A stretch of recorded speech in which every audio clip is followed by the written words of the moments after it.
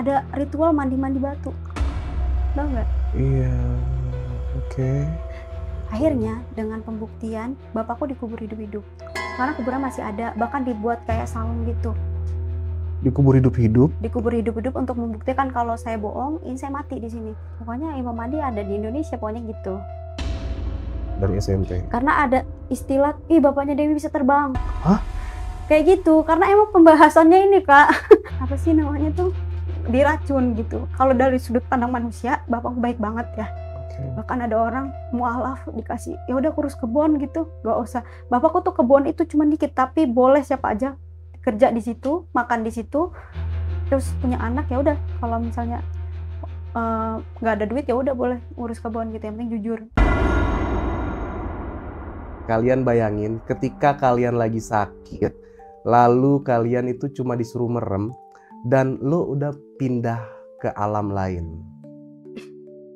Dan bokap lo itu disuruh atau menguburkan diri untuk pembuktian kalau dia itu benar dan tidak sesuai apa yang orang sangka, dalam arti sesat.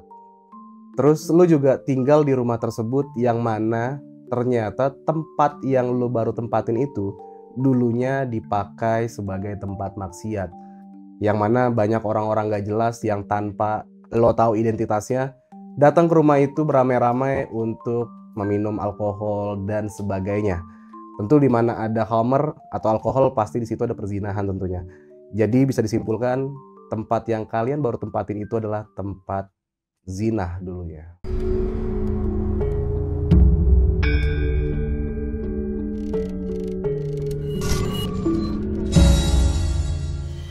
Yo, what's up bro? Balik lagi barengan gue, Irfan Jayani. Dan selamat datang di Omah Bang Bro. Dan pada kesempatan kali ini gue kedatangan narasumber yang berasal dari kota Lampung, yang memiliki pengalaman menurut gue campur aduk nih. Bisa sedih, bisa kesel, dan berbagai hal perasaan yang dirasakan sama Kak Dewi dari Lampung ini. Dan ini orangnya udah ada sebelah kita, langsung aja kita sapa. Halo Kak, Assalamualaikum. Waalaikumsalam. Namanya Kak Dewi ya bener ya? Bener. Dewi Anjani? Bukan Dewi Sri. Dewi Sri. Asal dari kota Lampung, bener? Iya, betul. Lampungnya di mana Kak? Kalau bapakku tuh di Waikandis, tapi kalau ibu di Pesawaran. Oh, Pesawaran. Aku kemarin ke Pesawaran, kalau Kakak tahu ada satu perkampungan di sana pernah ada orang yang melakukan bunuh diri. Dan almarhum menjadi, ya entah. Lagi hamil ya? Bukan jadi hamil dong, jadi pocong. Enggak lagi hamil. Enggak lagi hamil. Laki-laki. Oh. Dan itu jadi pocong dan meneror satu warga kampung. Buat teman-teman yang belum nonton videonya tentang pocong yang gua pernah kontenin, kalian boleh nonton dulu, linknya ada di sini. Klik dulu kisah pocong Bayu yang ada di Pesawaran, kota Lampung.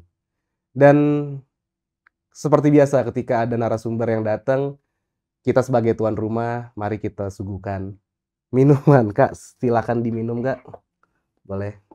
Kasih. Ya.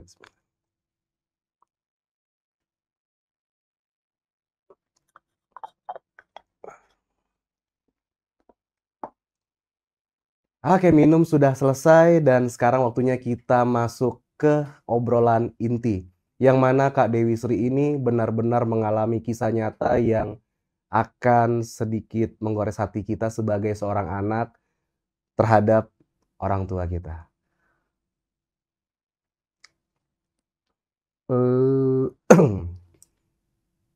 Oke, Kak Dewi bisa ceritain gak nih masa kecilnya di Gunung Tanggang itu seperti apa sih?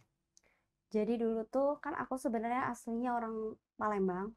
Oh, wong Kito Galo. Nah, gaul. Tapi bapakku punya kebun di daerah Gunung Tanggang itu, masuknya Pesawaran tapi Pundu Pidada, udah perbatasan sama Tanggamus. Nah itu Gunung Tanggang itu nggak ada orang, misalnya ada orang tapi rumahnya terbatas, karena emang fokusnya kebun gitu. Nah kecilnya kita orang tinggal di situ, tinggal di kebun itu sambil ngurus kebun. Nah pas lahiran tahun 97, bapakku tuh ngaduin aliran pengajian. Nah itu dinamain Al-Islamin. Itu tanggal 25 Ramadan tahun 97. Nah, kejadiannya itu aku nggak terlalu paham ya Kak ya. Cuman aku paham waktu kecil, aku pernah masih kecil banget, tiba-tiba aku nangis, kata ibuku, kakiku patah. Soalnya bapakku lagi proses nganuin ilmu itu, kakiku patah. Terus ke dukun urut, dibenerin lagi. Terus umur 3 tahun sampai 4 tahun, aku mimisan, bau banget. Itu aku inget. Aku mimisan, bau banget. Di gunung itu kan gak ada pantah-pantah sembarang ya. Kayak di kampung-kampung kan bebas ya. Itu ternyata pas dianuin sama saudaraku, di doa-doain terus keluar dong. Yang putih-putih tutup pantah itu. Jadi tutup pantah yang tutup botol putih. Fanta? Tutup putihnya. Oh, tau kan yang iya, karet. iya. Masuk ke dalam situ. Gak ada yang mau temenan sama aku, sampai minder aku. Udah ke dokter katanya nggak kenapa-napa, cuman mimisan. Tapi emang dulu aku sering banget mimisan. Cuman pas di doain keluar dia, muncrat langsung. Kan aku mandi di luar gitu, muncrat darahnya. Habis itu udah nggak bau lagi. Sampai lama banget itu, sampai setahun. Tapi nggak tahu itu bisa dari mana masuknya. Terus kata orang, ada yang orang pintar bilangnya itu kiriman orang. Soalnya nggak masuk akal, daerah situ nggak ada tutup pantah. Kok ada karet tutup pantah gitu kan, gunung. Di gunung itu ada berapa rumah yang tinggal? Kan gunung kan makin turun ada warga ya. Nah aku paling atasnya tuh. Pas di puncaknya? Cuman tiga orang. 3 rumah dulu zaman aku kecil. 3 rumah. Itu kan orang nggak yang sembarangan buang tutup pantah, kan nggak ada anak kecil. Iya. Ya kan? Itu mistisnya sih. Cuman balik lagi, aku sebenarnya masuk ke sini nih cuman mau sharing ya tentang pengajiannya bapakku juga. Karena kalau misalkan aku bilang itu nggak baik, aku juga nggak berani bilang gitu ya, karena kita belum meninggal. Jadi soalnya bapakku udah almarhum, jadi niatnya kalau misalkan ada aliran yang menurut nggak bagus, ini untuk biar orang sadar aja, nggak diikutin, karena takutnya jadi dosa jariah buat bapak aku. Gitu niatnya. Soalnya kegiatan bapakku tuh aneh-aneh sih menurut aku. Sebenarnya kalau untuk syariahnya bagus, kayak tasawuf segala macem bagus. Tapi ada kayak di situ ada gunung, terus ada air terjun, ada ritual mandi batu, tau nggak? Iya,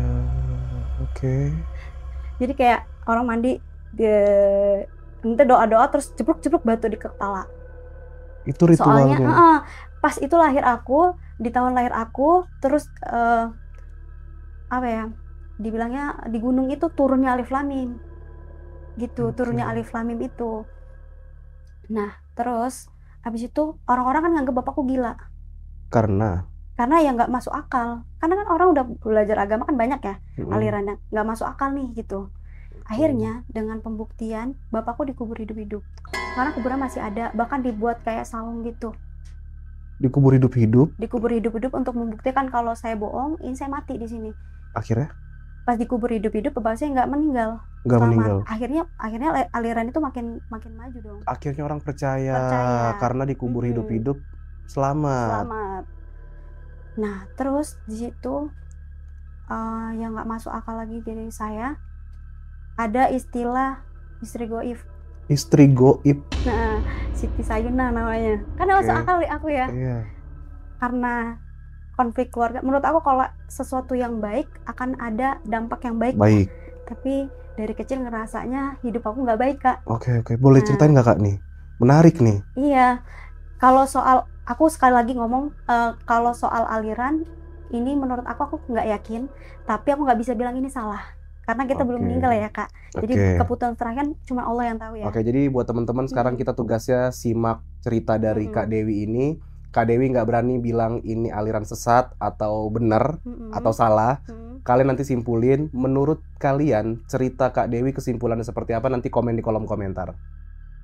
Soalnya lanjut lagi ya Kak. Soalnya ini nih bapakku tuh jadi ibaratnya sesepuh alif lam mim lah bahasanya. Sebentar Kak, tahan dulu.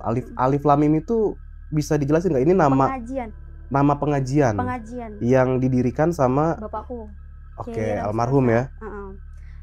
Nah, kalau dibilang aku yang masih cetek ilmu bilang ini sesat nggak mungkin ya Kak. Soalnya dosen aku pun saliman sama bapakku.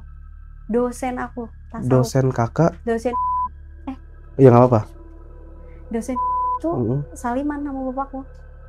Malah kan pelajaran tasawuf dia bergurunya sama bapakku. Berarti apa yang diajarkan sama dosen tersebut bisa jadi apa yang dia dapat dari bapakku. Bahkan kalau kakak search ya, banyak skripsi temanku sendiri satu angkatan sama aku tahun 2015 itu anak komunikasi, dia ngambil judul tentang pengajian Alif Lam Mim. Bahkan organisasi UIN juga banyak banget yang ngambil dari pengajian Alif Lam Mim gitu. Soalnya kalau di sana udah punya yayasan, udah ada yayasan Alif Lam Mim. Oke, tapi ayahnya Kak Dewi ini memang founder dari Alif Lam Mim ya? Pendirinya. Tapi di sini saya tuh kayak kurang yakinnya karena tadi ada mistisnya, hal mistis. Satu, ada mandi-mandi di gunung gitu kan. Oke, itu tidak diajarkan di Islam tuh ya? Kurang karena bapak saya kan ngewajibin anaknya mondok tuh. Boleh milih SMP atau SMA, bebas gitu, cari gitu. Nah, yang pas di pondok sama yang diajarin sama bapak agak beda gitu. Jadi kayak bertolak belakang, dan anak-anaknya dari ibuku pun beda. Karena bapakku 3 kali nikah, Kak. Oke. Yang pertama tadi mandi-mandi, yang kedua tentang struktur rumah tangganya bapakku. Kan kalau baik akan dampaknya baik ya. Tapi kok makin gede makin mikir kok kayak nggak baik gitu.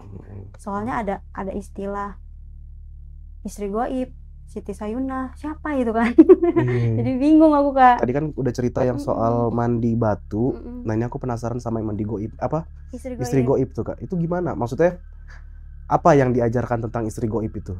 Jadi gini, aku punya ibu tiri kan. Dia bilang kalau dia tuh dimasukin rohnya Siti Sayunah. Akhirnya dia jadi poligami.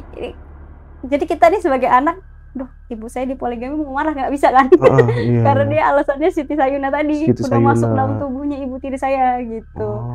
Jadi salah satunya gitu.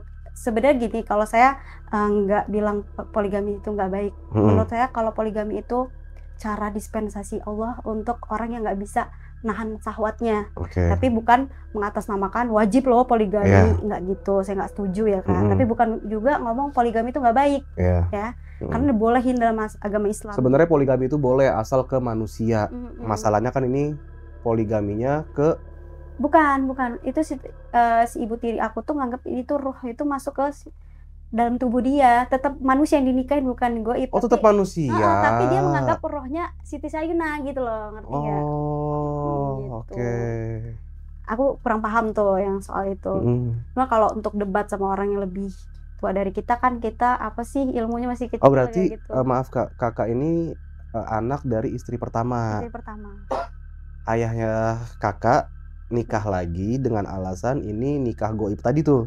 Yang ruhnya dimasukin sama ruhnya siapa? Sayuna tadi. Siti Sayunah, ibu saya tadi dia bilangnya karena dia udah dikasih ilham lah bahasanya, kalau saya ini jodohnya ini bapak kamu gitu, dia cerita begitu. Tapi kita baik-baik aja loh sama ibu saya. Maksudnya ibu tiri aku udah baik-baik aja. Cuman cara alasan untuk nikahnya itu yang kadang-kadang kita nggak masuk akal gitu aja. Kapan pertama kali Kak Dewi ngerasa ini kayaknya bahasanya gini? Ini kayaknya bapak gua nggak bener nih. Kapan tuh mulai ngerasa kayak gitu? Dari aku SMP. Dari SMP. Karena ada istilah, bapaknya Dewi bisa terbang. Hah? Kayak gitu. Karena emang pembahasannya ini, Kak. Kayak hebat banget. Sampai ada yang bilang, Dew, hati-hati loh, bapak lo bisa tahu lo. Kan jadi kayak lebih ngeri gak sih? Kok emang udah melebihi Tuhan banget bisa tahu gitu kan. Itu bukan bapakku yang ngomong gitu, karena orang yang mungkin kurang paham tentang aliran bapakku mengagung-agungkan bapakku. Itu aku nggak suka. Bahkan terakhir pernah Kak, aku pulang ke Lampung terus ke gunung, panen kan, lagi panen. Yang itu kuburan bapakku kan di Kandis, kuburan aslinya yang bener-bener ada mayatnya. Yang kuburan yang lama itu dipasang dupa sama orang. Aku marah-marah. Jangan ada yang masang dupa lagi. Aku marah-marah. Ini syirik loh maksudnya ya kan. Aku nggak mau ada dosa jariah untuk bapakku. Makanya aku ngomong kayak gini, aku minta tolong banget sama semua orang yang misalnya belajar sama bapakku, jangan cuma belajar sama bapakku doang. Banyak banget aliran 72 golongan di Indonesia ini ya, atau di dunia lah ibaratnya. Belajarlah lebih banyak lagi. Tolong kalau misalnya nggak baik, buang loh itu. Aku takut banget itu jadi dosa jariah bapakku. Jadi tujuan kakak kesini supaya banyak orang yang tadinya ikut aliran kakak yang nggak baiknya, yang nggak baik, tolong di stop ya. Tolong stop. Karena itu bakal jadi dosa jariah. Iya, saya takut banget itu Kak. Soalnya kita kan dosanya udah banyak, kita nggak bisa ya bilang itu salah atau enggak. Aku nggak berani bilang karena kita belum tahu ya kan. Cuman ini cara aku lah, biar tolonglah kalau misalnya nggak baik jangan diikutin gitu. Terus apalagi Kak yang kira-kira bisa dikatakan keluar lah dari yang ajaran Islam sebagai mestinya, selain mandi batu tadi? Pembahasan tentang Imam Mahdi juga ada. Kalau kakak sebenarnya aku nggak bisa cerita ya karena ada bukunya, aku nggak bawa di Lampung. Bukunya tentang pembahasan tentang Imam Mahdi banyak Kak, cuman aku takutnya nanti nggak apa yang kakak tahu apa yang diajarkan soal Imam Mahdi oleh ayahnya kakak. Pokoknya Imam Mahdi ada di Indonesia pokoknya gitu. Padahal kan kita nggak tahu ya. Terus mengartikan alif Muhammad Mim menjadi kepala kayak gitu-gitu. Sedangkan mengartikan tulisan-tulisan gitu Kak. Itu kayak alif lam mim kan ada juga artinya. Sedangkan kalau dalam Al-Quran kan nggak ada artinya ya. Iya. Jadi salah satunya itu yang mana Imam Mahdi berasal dari Indonesia. Nggak ada ciri-cirinya sih, kan ciri-cirinya tuh Imam Mahdi. Tapi sebenarnya aku nggak mau cerita, tapi ada lebih detailnya. Apa contohnya aja Kak? Kayak sering kadang-kadang menyebut Imam Mahdi bapak saya gitu loh. Aku takut juga sih cerita itu sebenarnya. Jadi ayahnya kakak tuh sering kali ngomong. Kadang-kadang ada dia ngomong gitu, entah bercanda, tapi kan takut orang serius ya. Iya.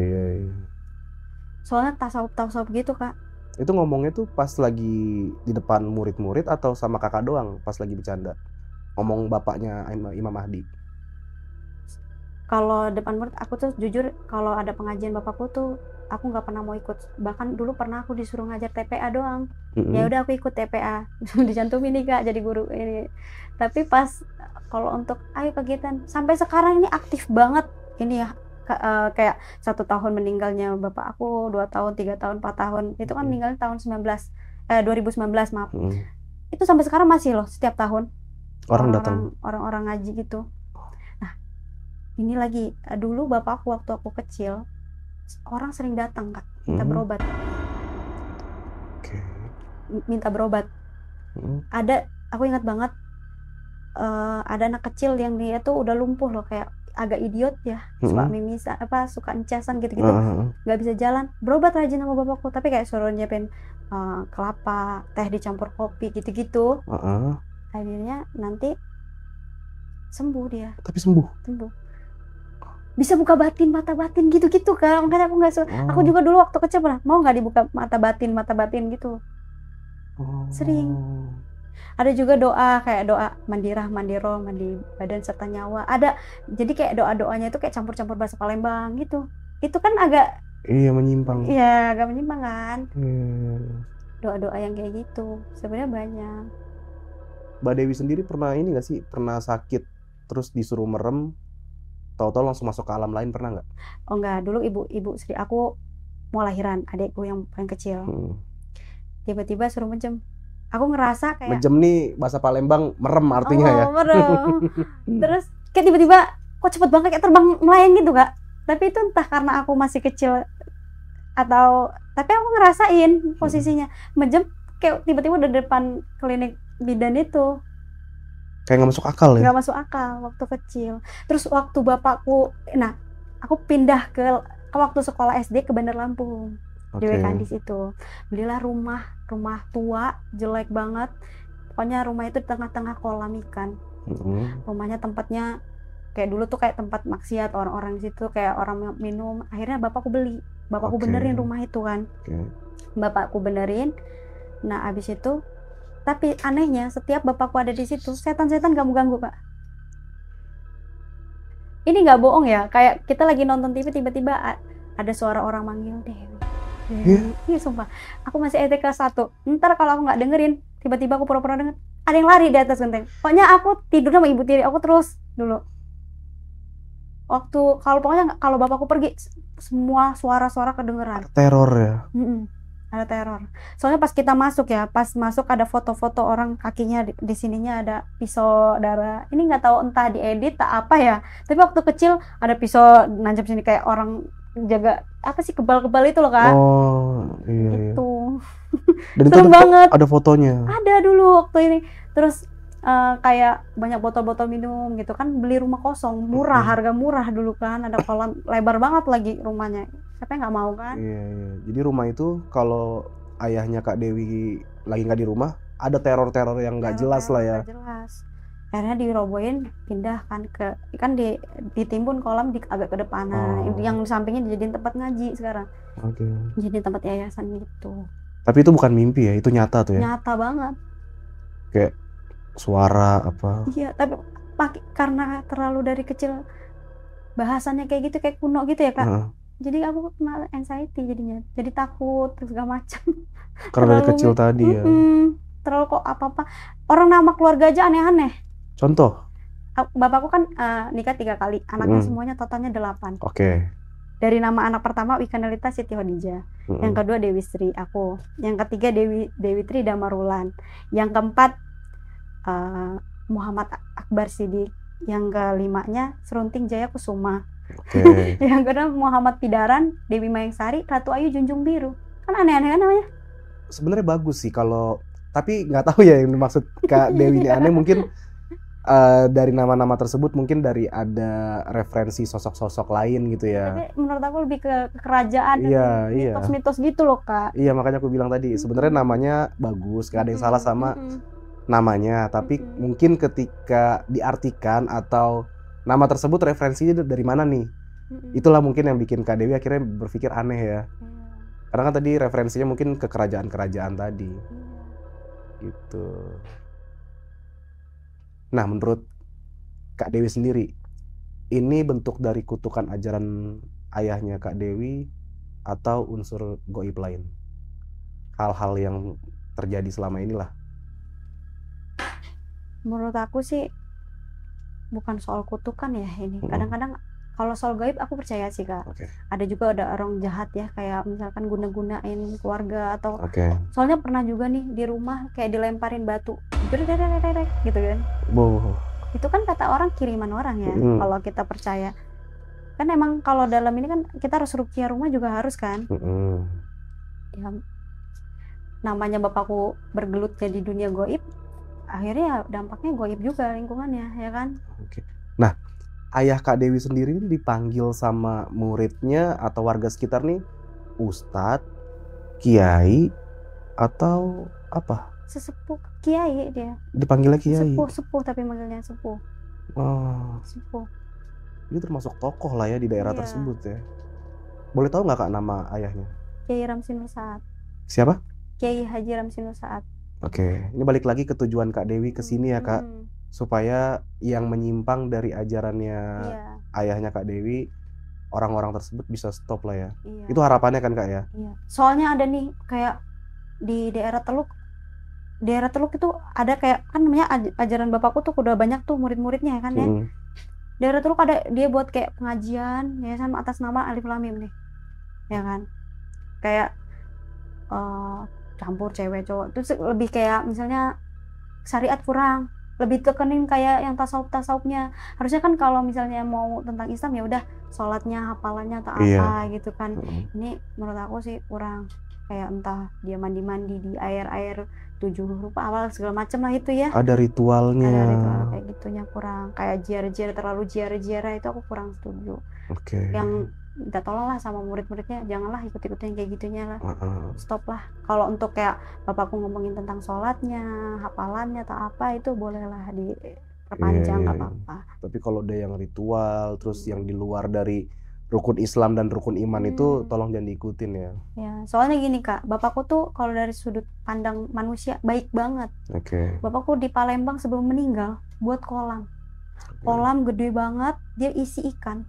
Dia bilang siapapun yang mau makan boleh, tapi jangan dibom atau apa sih namanya tuh, diracun gitu. Kalau dari sudut pandang manusia bapakku baik banget ya.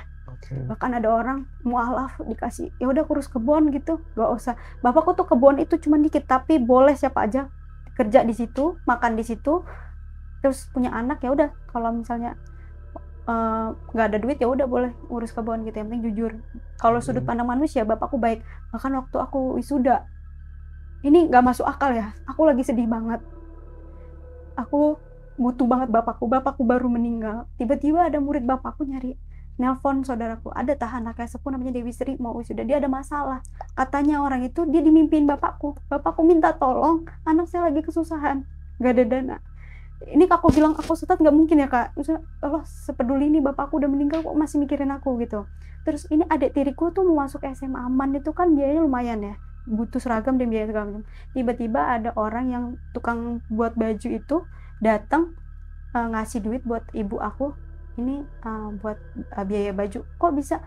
Iya dulu waktu saya lagi nakal, mabok segala macam, ketemu sama sepuh cerita segala macam, akhirnya saya nggak nakal lagi, akhirnya buka usaha segala macam, lebih jelas hidupnya kayak gitu. Nah di sini kan saya bilang, bapak saya kalau di sudut pandang manusia baik kan, lumayan baik.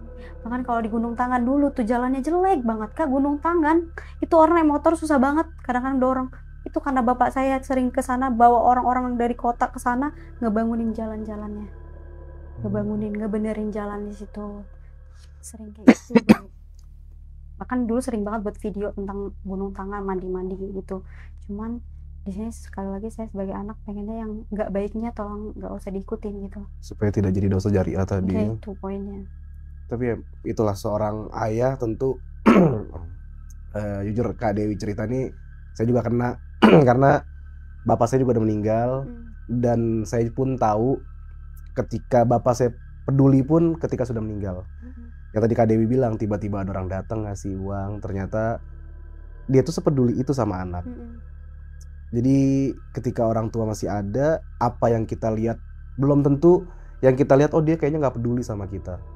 Ternyata tuh di belakang kita diam-diam itu memperhatikan kita, mempersiapkan kita untuk ke depan nanti. Ya semoga almarhum diterima di sisi Allah ya kak ya. Semua dosanya dihapuskan. Amin. Kak Dewi, pernah nggak Kak Dewi pas lagi di rumah, ini bapak masih hidup ya? Pas lagi bapak nggak ada, lagi nonton atau lagi ngapain, terus ada gangguan-gangguan makhluk goib nggak sih di rumah yang tadi pindah tadi? Sering banget dulu. Sering banget. Sering ketindihan aku kak. Rep-rep. Makanya waktu aku zaman kuliah pengen pindah ngekos. Di setiap di kandis itu pasti bawaannya panas. Kayak aku ketindihan kayak maaf ya, diperkosa gitu sama setan atau apa, ntar susah napas segala macem. Dan mimpi itu berkali-kali sampai aku takut tuh tidur di situ. Akhirnya ngekos aku. Selain keluarga Mbak Dewi ada lagi gak sih yang ngalamin hal-hal aneh di rumah itu, tahu nggak? Ibu Sri aku, ibu tiri aku di situ. Dia kan dulu takut banget, tapi sekarang mungkin udah berani dia. Sekarang udah berani. Kalau dulu takut juga dia, pokoknya kalau bapak nggak ada ya udah dia pergi nginepnya saudara dia atau kemana gitu. Sampai saat ini masih akur ya keluarga? Oh, alhamdulillah sih. Alhamdulillah. Kalau ibu aku sama ibu tiri aku akur yang ketiga, yang kedua cerai soalnya nggak tahu. Yang kedua nih yang tadi dimasukin sama apa? Bukan, yang ketiga itu yang. Yang ketiga. Yang kedua soalnya dari kecil dia udah pisah. Terus anaknya yang kedua ini anaknya ikut ibuku satu, ikut ibu tiriku satu. Dia anaknya ada 3. Gitu. Oke. Ini aku penasaran sama Alif Lam Mimnya sih sebenarnya. Alif Lam Mim ini nih sekarang nih udah besar organisasinya. Lumayan. Boleh di searching aja. Oh, sudah besar. Sekarang selepas ayahnya meninggal, siapa yang menjadi ininya? Masih ada ibu tiri aku, terus sama wa yang di situ sih. Saudaranya bapakku di situ. Masih sama ajarannya? Masih. Tapi sekarang aku nggak terlalu ngikutin, kayak karena nggak ada bapakku ya agak sepi sih. Tapi sekarang kayak anak kuliah kalau nggak ada tempat tinggal bolehlah tinggal di situ gitu, tapi ngajak-ngajak TPA gitu. Sekarang agak sepi, cuma pas ramenya lagi kayak hari meninggalnya bapak aja gitu. Nah Kak Dewi, ini nama ayahnya kan Kiai Ramzi Nur Saat ya. Ajarannya itu seperti apa tuh yang Kak Dewi tahu selain yang tadi Kak Dewi udah ceritain? Tasawuf, dia lebih tasawuf. Oke. Tasawuf itu kan sebenarnya bagus ya. Kalau dulu itu kan belum ada syariah. Belum ada syariat kayak sholat ya kan. Kan itu kan muncul ketika Nabi Muhammad ada kan. Kalau zaman Nabi sebelumnya kan tauhid ya kan. Nah bapakku tuh lebih nekannya ke itu, tasawufnya itu. Oke. Nah itu. Lebih nekenin ke situ. Tapi ada beberapa kayak misalnya apa yang disampaikan, terus pengikutnya entah terlalu berlebihan. Kayak gitu.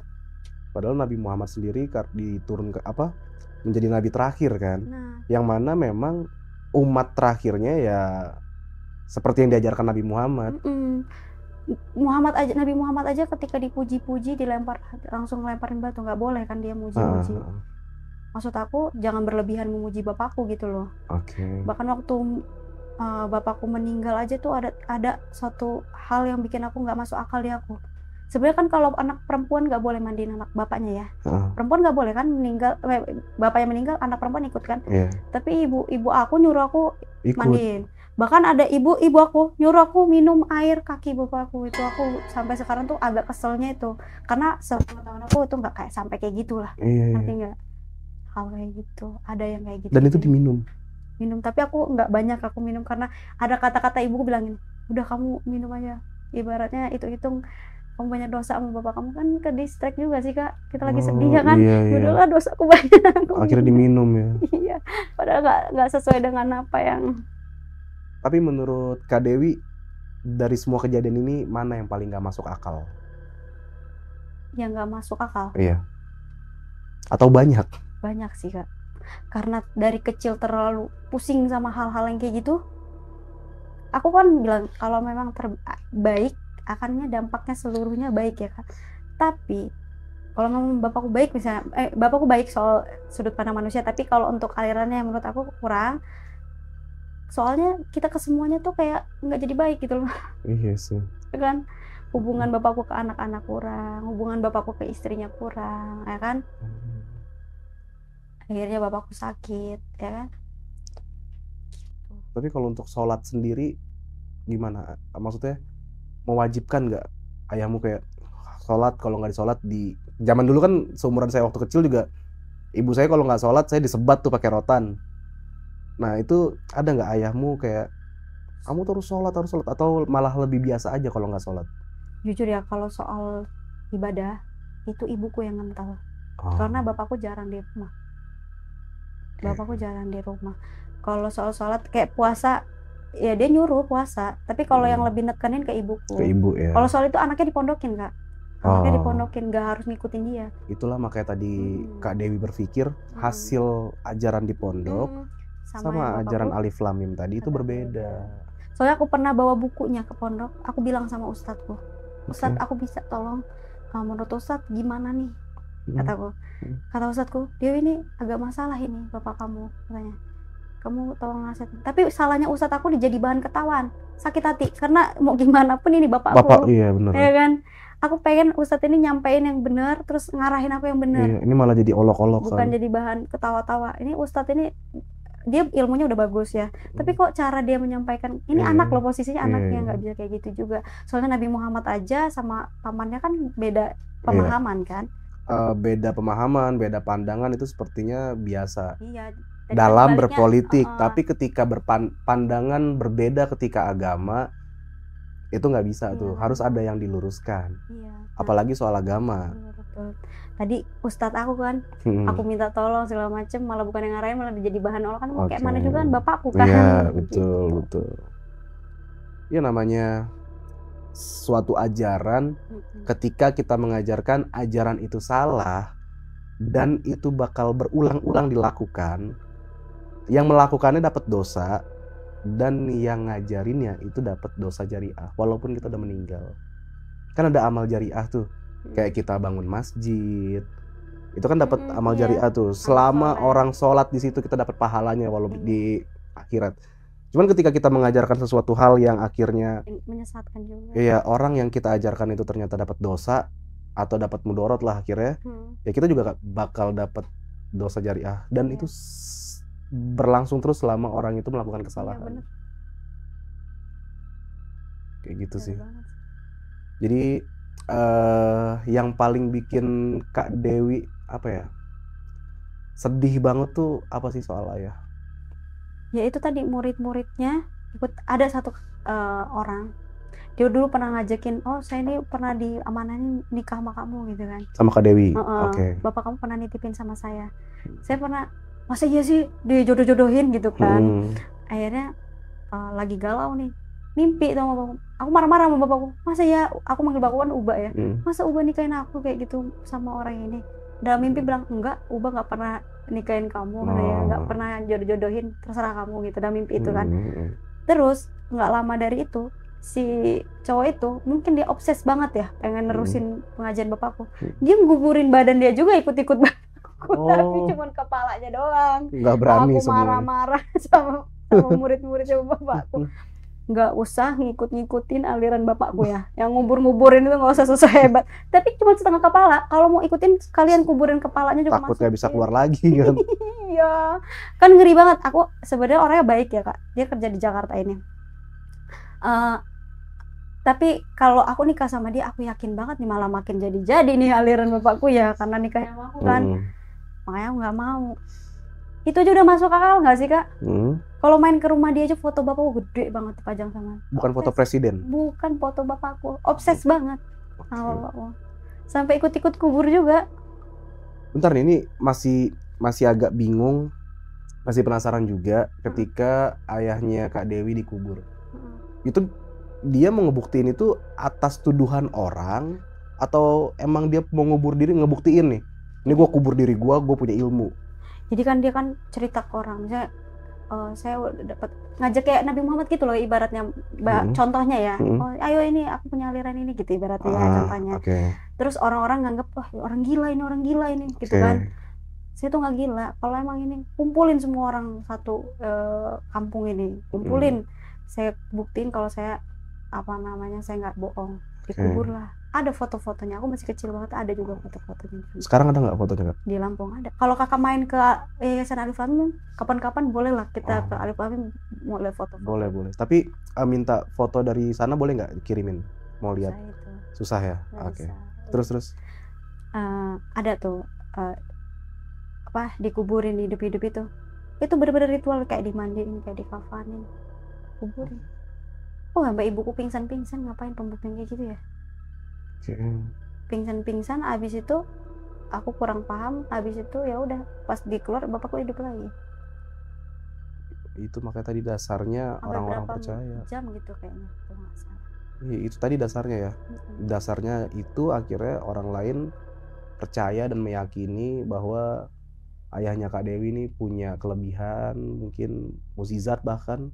Nah makanya dari yang pas maaf ya Kak dipotong, pas dikubur itu dia bisa katanya ketemu malaikat, terus ke neraka segala macam, itu loh cerita hal-hal yang kayak gitu. Lebih kayak wah, jadi kayak lebih kelihatan sakti lah. Makanya dulu waktu kecil bilang bapaknya Dewi bisa terbang kayak gitu loh Kak, saking saktinya kan. Iya. Nah aku kurang suka yang kayak gitu, hal kayak gitu. Iya sih. Sampai dulu aku pernah doa, ya Allah kalau misalkan ini aliran ini baik, tolong panjangin lah aliran ini. Tapi kalau nggak baik, tolong hapusin, tolong bubarkan. Tapi nggak lama dari aku doa, bapakku sakit Kak. Makin aku, ini bukan menyumpahin bapakku atau apa ya, bapakku sakit, terus kajiannya agak sepi segala macem, akhirnya bapakku meninggal ya agak sepi. Itu kayak di balik luka, kayak aku bilang, apa ini jawaban dari doa aku gitu loh. Iya sih. Ya kan? Begitu Kak Dewi doa malah. Salah aku tuh selalu ngomong ibu, tapi kalau ibu aku yang ibu kandung aku itu dia kadang-kadang sepemahaman sama aku sama anak-anaknya.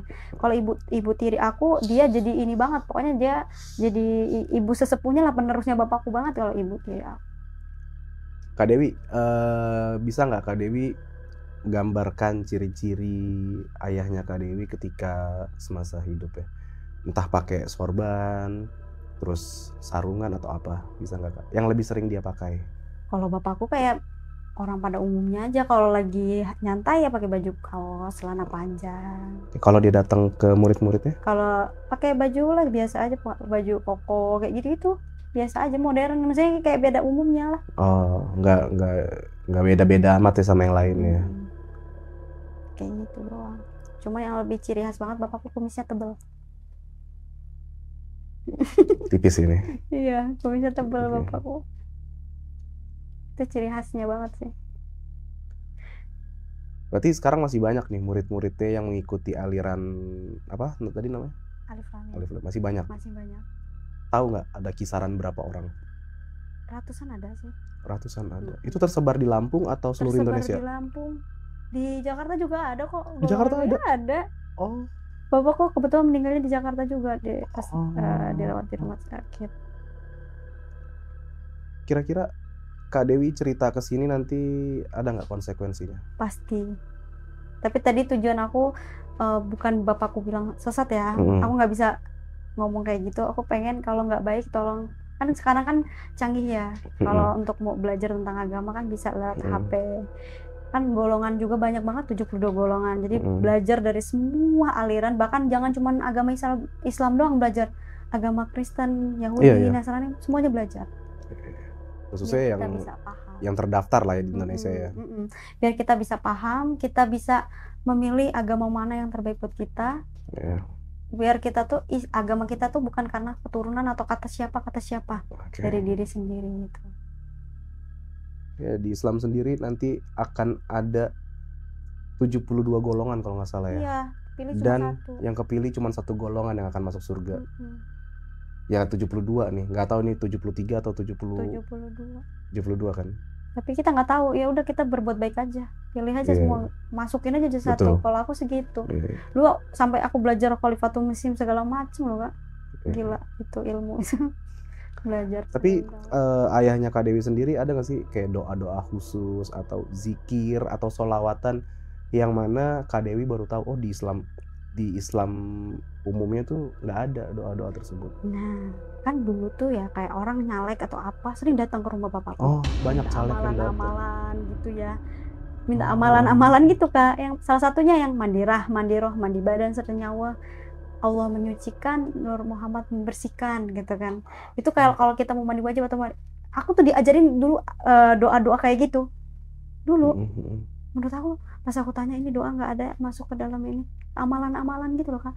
Lo tahu misalkan kita untuk bapakku sering tuh ngasih amalan buat orang kayak misalnya pemikat segala macam, itu kan menurut aku nggak bagus kan. Iya, malah setauku mandi yang ada doanya di Islam itu nawaitu gusla nggak sih niatnya? Iya kan, iya kan, maksudnya itu kan yang kita tahu kan. Maksudnya ada kayak ada doa-doa lain tuh aku belum tahu sih. Ada doa tambahan kayak gitu. Mandiroh ada nggak? Pernah dengar nggak? Enggak sih. Intinya menyucikan diri, doanya itu.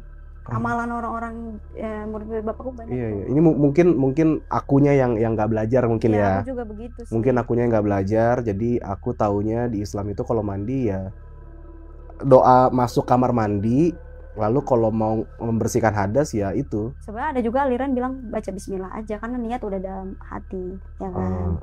Ada yang kayak gitu aliran gitu. Itu masih masuk kan. Iya. Kalau yang mandiro kan menambahkan kayak doa-doa Syiah kan juga banyak kan ya, nambah-nambahkan gitu.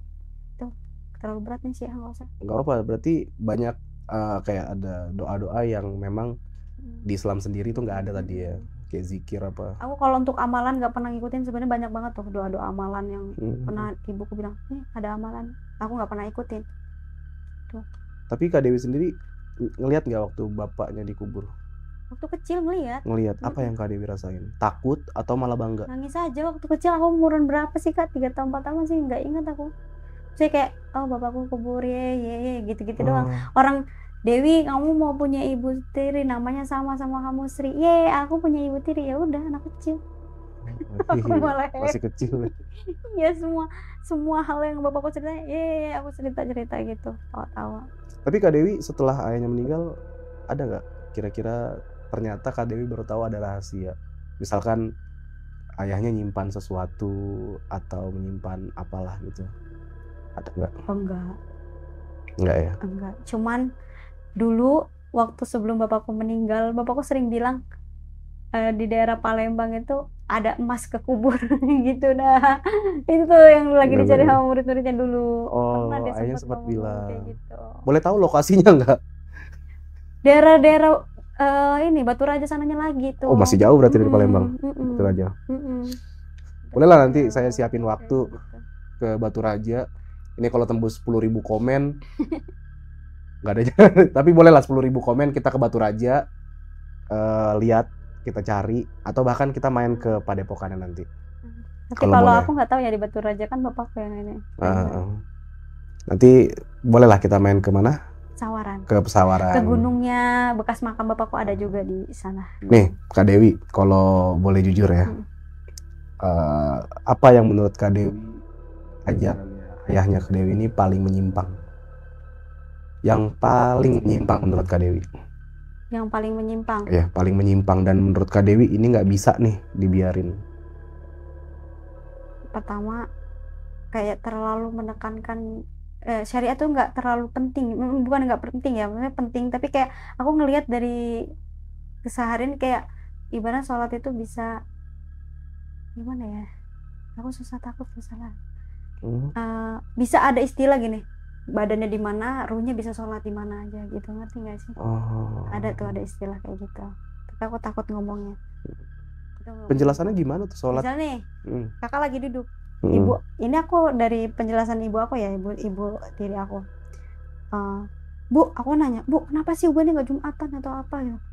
Dewi, saya dulu pernah selalu bilang kalau misalkan kenapa kamu nggak sholat? Taunya, Dek sini dulu Dek, katanya bapakku ngomong gitu. Bapakku ngomong kayak gitu, tiba-tiba dia udah di masjid, kata ibu Sri. Oh berarti yang tidur itu suami saya tapi ruhnya di masjid, gitu penjelasannya gitu, kurang paham sih. Kayak gitu. Ini sih susah diterima akal sehat sih. Nah, dari cerita, saya nggak pernah lihat dari cerita Ibu Sri gitu. Soalnya kalau yang kayak gini-gini saya cuma tahu di kartun. Ngebelah diri kan berarti kan. Nah, kalau untuk aku dan adik-adikku kita nggak sepemaam sama bapak. Cuman kalau dari pihak ibu tiri itu dia sepemahamannya. Paham banget, kental. Terus apa lagi Kak yang paling nggak masuk akal? Itu tadi mandi-mandi batu. Dulu ya. Saya hitung nih ya, mandi-mandi batu. Buka-buka tabir itu loh Kak, yang kayak buka tasawuf itu. Oke. Ibarat kayak di zaman kerajaan kakak di gini, berbaris, gitu-gitu loh Kak, rasanya. Tapi ada doa-doanya gitu, bisa kamu bisa ngelihat masa depan atau bukan masa depan, kayak gaib gitu loh. Oke. Mari kita hitung Kak. Pertama mandi batu, lalu nikah goib. Ya ada namanya Siti Sawinah. Lalu itu tadi sholat yang ruhnya bisa kemana-mana. Sholat ya ruhnya yang sholat. Terus banyak lagi tapi aku susah untuk nyampein sih Kak. Gak apa-apa. Ini kita coba simpulin, kita hitung. Biar teman-teman yang nonton juga bisa bantu komen lah kira-kira ini seperti apa gitu. Ini kan mungkin entah kakak, entah saya yang kurang belajar, akhirnya malah kita yang nggak tahu kan. Nah ini kan ditonton banyak orang, mungkin di luar sana juga banyak yang lebih tahu soal Islam. Makanya tadi saya coba hitung nih ada berapa, baru 4. Apalagi yang Kak Dewi tahu? Ya itu tadi kayak ngobatin orang itu, mungkin kalau untuk soal ngobatin orang itu mungkin dia dapat apa ya, dapat keahlian gitu ya Kak. Tapi caranya mungkin ya kayak nyiapin kelapa, kopi dicampur teh gitu-gitu kan kurang sesajen. Doa-doa. Terus doa-doa yang ada tambahan mandi roh tadi. 5. Banyak lagi tapi susah banyak tapi aku kurang paham gitu. Gak usah dijelasin gak apa-apa, tapi sebutin aja yang kira-kira menyimpang tuh dalam arti ini ngerokok bakarnya bukan pakai korek gas tapi korek kayu. Nah, contohnya aja kayak gitu. Iya. Alif Lam Mim mengartikan Alif Lam Mim. Muhammad mengartikan Muhammad. Banyak mengartikan. Oh, banyak mengartikan. Tuh. Kak, apa harapan kakak nih? Yang dari dalam hati kakak, yang paling dalam, harapan kakak sama murid-murid dari ayahnya Kak Dewi. Kalau bisa dikasih waktu 2 menit buat apa yang mau disampaikan, sampein aja Kak. 3 menit boleh, terserah. Boleh. Jadi sebelumnya aku minta maaf kalau misalnya ada kata-kata yang nggak baik ya. Misalkan ada salah bicara. Sebenarnya niatnya bukan untuk menganggap diri aku benar dengan ilmu aku yang mungkin masih cetek banget. Cuman aku di sini sebagai anak pengen banget yang terbaik buat bapakku. Kalau misalkan ada aliran atau menurut kalian nggak baik, tolong jangan dilebih-lebihkan atau jangan malah ditambah-tambahkan kesesatan gitu. Pokoknya kalau tasawuf bagus boleh, tapi syariat harus tetap jalan juga. Ilmu itu bisa dapat dari manapun, belajar lagi lebih banyak lagi ilmu. Jadi jangan cuma terpatok dengan aliran bapakku aja. Karena kalau misalkan itu salah, kita belum tahu ya bapakku salah atau enggaknya, karena nanti endingnya di akhir kehidupan kita kan. Jadi jangan cuma terpaku sama bapakku, belajar lagi banyak agama atau banyak aliran, karena mudah banget kita nemu kak, kayak dari YouTube atau segala macem. Jadi itu sih, karena aku takut jadi dosa jariah gitu. Ya, buat teman-teman, sepanjang menit kalian tonton, kalian bisa simpulin. Mungkin kalian juga mau ngebantuin gua dan tim untuk menyimpulkan bahwa ajaran-ajaran dari ayah Kak Dewi ini seperti apa. Gue juga nggak berani bilang ini sesat atau ini seperti apa. Yang jelas memang ketika Islam mengajarkan soal rukun iman, rukun Islam, dan ajaran-ajaran yang ayahnya Kak Dewi ajarkan itu di luar itu semua, menurut gue emang agak keluar dari ajaran Islam itu sendiri. Mungkin teman-teman boleh bantulah di kolom komentar, karena kita juga nggak bisa ngejudge siapa yang, ajaran mana yang paling bagus, ajaran mana yang paling afdol, dan ajaran mana yang akan diterima nantinya oleh Allah Subhanahu wa Ta'ala. Karena Allah sendiri itu bilang ada 72 aliran Nabi Muhammad, 72 aliran Islam, dan hanya satu yang akan diterima, golongan ya, bukan aliran. Ada 72 golongan, dan yang akan diterima hanya satu golongan. Jadi kita semua berharap kita termasuk salah satu golongan yang akan masuk surga nantinya. Cuman selama kita masih hidup dan kita diberi akal untuk berpikir, ini kira-kira bagus, baik, buruk, atau malah menyesatkan kita sendiri. Kak Dewi, terima kasih banyak nih udah berani bersuara. Tapi sebenarnya aku kalau jadi Kak Dewi, aku malah bakal bersuara lebih kencang lagi. Karena mau nggak mau kita sebagai anak bertanggung jawab selama hidup. Jangankan masalah ajaran, almarhum orang tua kita ketika punya hutang aja, saya bakal cari siapa yang memiliki, orang tua saya punya utang ke siapa aja, bakal saya cari, karena itu akan memberatkan dia nantinya di akhirat. Apalagi ini yang akan bisa dikatakan ada indikasinya untuk menjadi dosa jariah. Sekali lagi Kak Dewi, terima kasih udah mampir ke rumah atau ke Omah Bang Breu. Aman ya Kak? Aman. Udah lega nih udah cerita ya. Nanti mudah-mudahan kita bisa berkesempatan juga datang langsung ke Pesawaran ya. Kira-kira diterima nggak nih Kak kalau kita datang ke sana? Diterima sih kayaknya. Nanti kita insya Allah bersilaturahmi, kita main ke Pesawaran. Buat teman-teman juga kalau punya cerita yang menarik dan berbau horor ataupun mistis, boleh komen di kolom komentar, atau juga kalian bisa DM langsung ke Instagram di sini, atau email ke sini, supaya nanti juga kalian bisa bercerita di Omah Bang Breu seperti Kak Dewi di sebelah gue nanti. Buat teman-teman jangan lupa yang belum subscribe, jangan lupa dipencet dulu subscribe-nya dan di-share ke teman-teman kalian. Dan semoga harapan Kak Dewi untuk murid-muridnya ini tersampaikan videonya sampai ke murid-murid yang dimaksud oleh Kak Dewi. Dan bener-bener berhenti untuk mengikuti ajaran yang menurut Kak Dewi tadi keluar dari ajaran Islam. Oke teman-teman, akhir kata dari gue Irfan Jayani di Omah Bang Breu. Jangan lupa bahagia. Raos pisan.